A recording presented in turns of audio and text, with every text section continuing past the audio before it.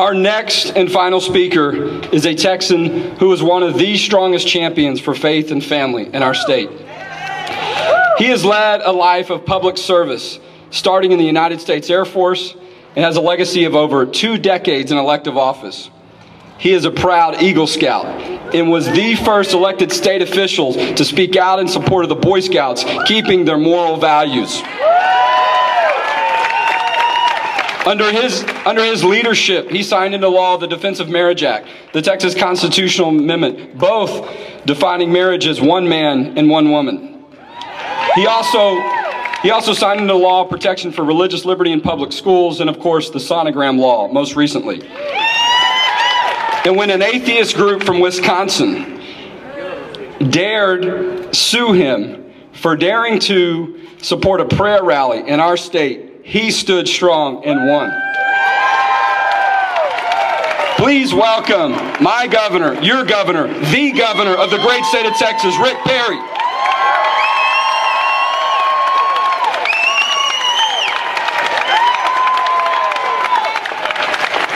Jonathan, thank you very much.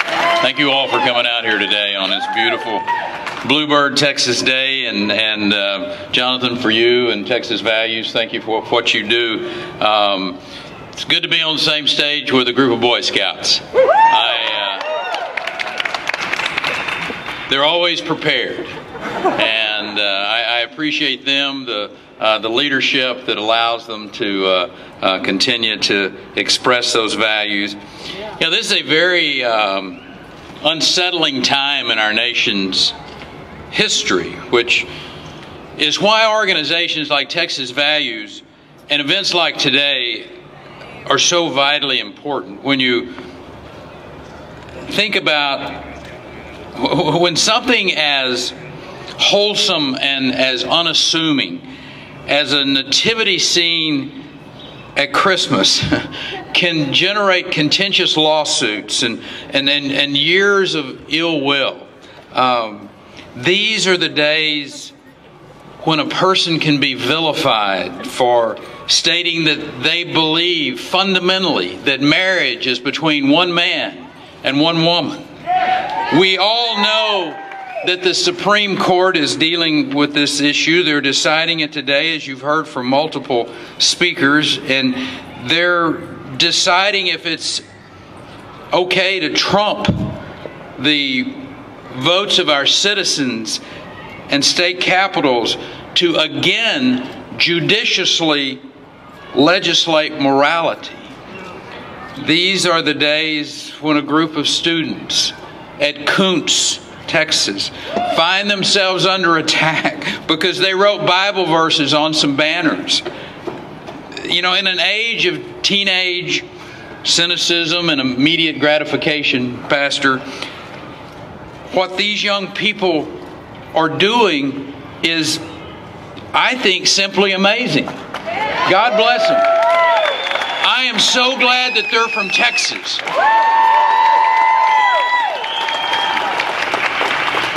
You see, the underlying problem is there's this very vocal, this very litigious minority of Americans willing to legally attack anybody who dares utter a phrase or even a name that they don't agree with. In a twisting of logic, many of these people insist on silencing the religious in the cause of tolerance. And I ask you, where's the tolerance in that? We are a nation built upon this free exchange of ideas.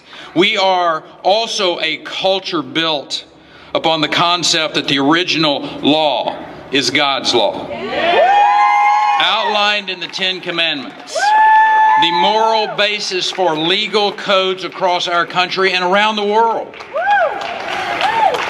Somewhere along the way, we lost our way, not to mention our common sense. Our founding fathers were the very first among the nations to declare our rights are endowed by our Creator. The public expression of faith does not threaten the republic. I happen to think it enriches it. People of faith belong in the public square where they can make a better world. Part of making that world better is freeing this world from abortion. It's been a long struggle. And even in Texas, where we fought hard for many, many years, we still got a lot of work to do. We've banned the use of tax dollars for abortion procedures in our state. We've stood strong in the face of expected backlash from those who support that procedure openly, all the time, anywhere, any place, anytime. Yes. We've stood strong, proclaiming the truth that protecting the rights of abortion providers and protecting women's health are not the same thing. We've passed laws requiring both parental notification, parental consent for your daughter's abortion, ensuring parents will be involved in one of the most important periods, most critical moments in that young woman's life. We passed a law that prohibits abortion without the mother first having a sonogram, because we believe that unborn children deserve the respect of recognition before their lives are tragically cut short. And while Roe versus Wade still prevents us from outlawing abortion completely, it does allow states to do the same to protect the life, if they can show where there is a compelling state interest. I don't think there is any issue that better fits the definition of compelling state interest than preventing the suffering of our state's children, including those yet unborn. Using the adoption process, community support, we can ensure each and every child is born to a loving home. That is our goal, and someday we will meet that goal. In the meantime, I'm calling for measures to ensure the safety of women undergoing this procedure. Abortion clinics should be held to the same high standards as any other kind of surgical facility in the state of Texas. We also need to require any physician performing an abortion to have admitting privileges at a hospital. There are those who say asking abortion clinics to live up to the standards of other surgical facilities will be too expensive for them, and they'll have to close their doors. Well, that's up to them and their accountants. We're only saying that any patient should have the expectation that facilities that are using have to be up to standard, and that if there's an emergency situation, they can receive the care that they need. That does not sound like too much to ask. Rest assured, pro-abortion forces will not go down easily. Just yesterday, we learned that for the first time since the early 1980s, the federal government will redirect family planning funding away from our state's health agencies and instead send it to a private organization. This is a clear attempt. This is a clear attempt by the Obama administration to circumvent the will of Texas taxpayers, impose their own values on the people of the state of Texas. It's a sad reminder. It is a sad reminder that our battle is far from over. Part of the problem is people believe our values and our faith make us somehow judgmental.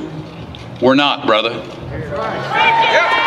We're the first to admit that we are all deeply flawed, and we're far from perfect. From time to time, someone will point that out. But thankfully, perfection is not required. But faith is. Values are. And never let anyone keep you from letting your faith shine bright. Your values shine bright. We are a pluralistic society, and I agree government shouldn't endorse any particular religious view.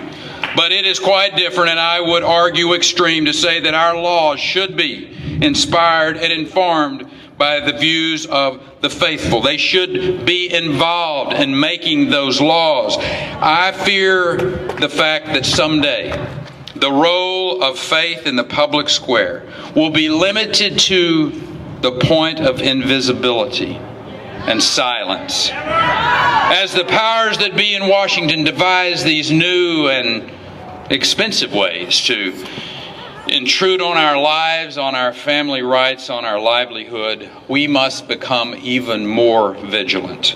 People with values must not be lulled into complacency, browbeaten into silence, or frustrated into inaction. Instead, we must be empowered and committed to change the face of our state and our nation. We are not fighting alone, and neither are you, and we are not fighting in vain. We're making significant gains across our great nation, and I know the soul of our nation and our people are worth fighting for. God bless you all, and thank you for coming out and participating today. Through you, may God continue to bless the great state of Texas. Thank you.